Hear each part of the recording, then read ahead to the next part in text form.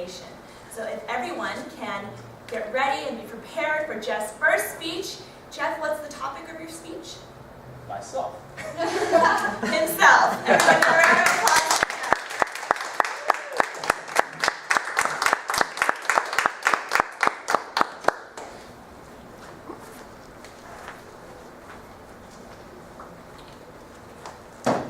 Hello everyone, Toastmasters. Hello. And our guests. My name is Jeff Chen, and I am very excited to finally get the opportunity to give my first prepared speech.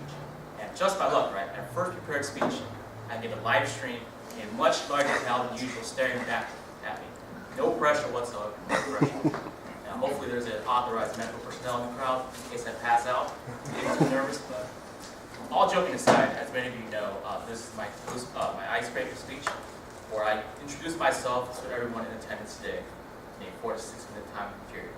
Now, is it even possible for me to fit every single nook and cranny and detail of my life in a 4 to 6 minute speech? No, not even possible.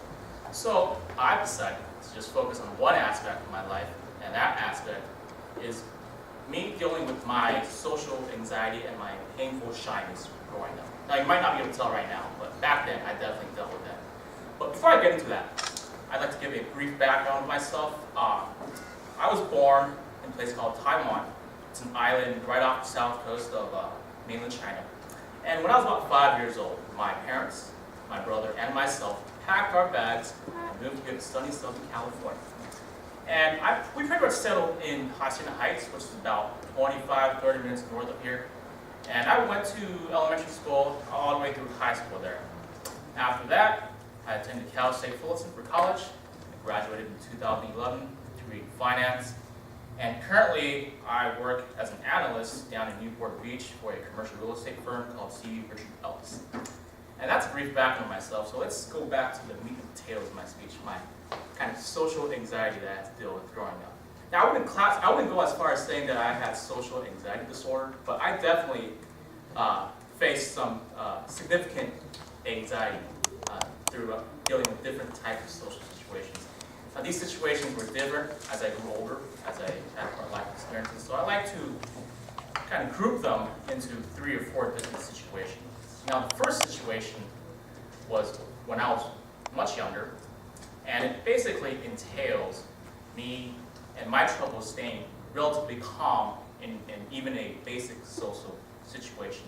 So just to illustrate that point, let's kind of picture that I have a time machine here, and I'm cranking it back to my 6th grade class. Now bear with me, I've never had a time machine before, so I'm just assuming there's a rolling mechanism.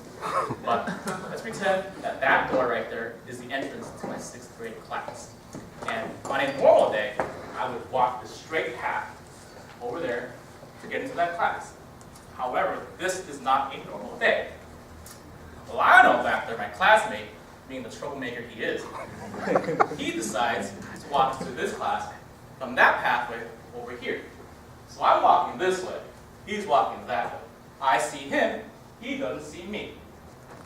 Since I don't want to meet him eye to eye, what I decide to do is take a huge detour across the campus just so that I don't have to say hi to this guy. It was that bad. Now, Lionel, I promise you, if I were to see you in the hallway today, I'm not going to walk the other way. I'll just say hi to you. But just the thought of having to see him eye to eye made me very, very nervous. Now, thankfully, as I got older, I got over that. I could say hi to anyone and all that. It's all good. So I got past that. Now, the next situation, in the spirit of Valentine's Day, it revolves around my interactions with the female portion of the population. And I don't want to go into too much detail, but I'll just kind of illustrate a point here. I remember